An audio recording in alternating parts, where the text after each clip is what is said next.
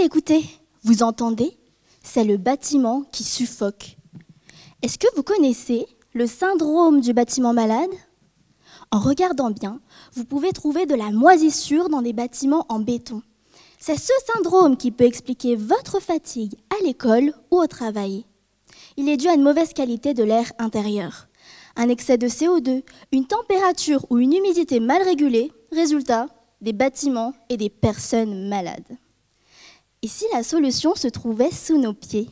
Je parle bien de la terre, oui, de la bauge et de la terre allégée. Ce sont deux techniques ancestrales combinant terre, fibres végétales et eau.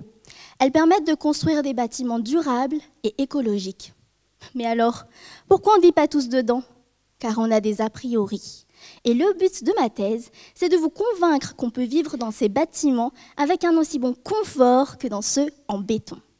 Pour cela, en tant que chercheuse en génie civil, j'étudie un bâtiment prototype normand conçu avec ces matériaux par des ouvriers, architectes et chercheurs.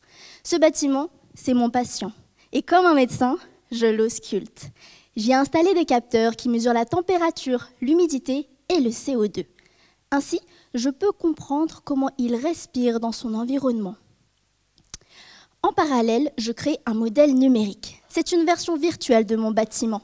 Il est capable de simuler son comportement en fonction de son environnement. Je peux, par exemple, le déplacer à Tokyo, Rio ou même au pôle Nord, et tout cela sans en construire un nouveau à chaque fois. Bon, entre nous, ce bâtiment virtuel me lance deux défis majeurs. Premièrement, il a besoin de comprendre comment fonctionnent les organes de mon bâtiment, autrement dit, les matériaux qui le composent. Et deuxièmement, il ne parle que le langage mathématique. C'est pourquoi je file au laboratoire où je recrée les matériaux de mon bâtiment en version miniature. Je reçois des bottes de lin cultivées par des agriculteurs locaux, je les découpe, pelte de la terre et mélange le tout à de l'eau pour fabriquer mes échantillons.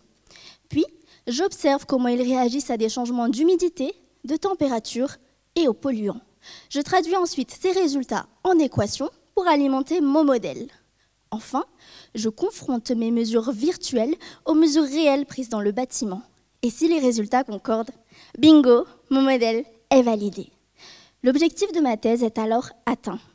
Je peux vous montrer que les bâtiments en terre offrent une aussi bonne qualité de vie que ceux en béton. On peut construire autrement. Avec la terre, on vit dans des bâtiments qui prennent soin de nous. Alors, faisons de même, car eux aussi peuvent respirer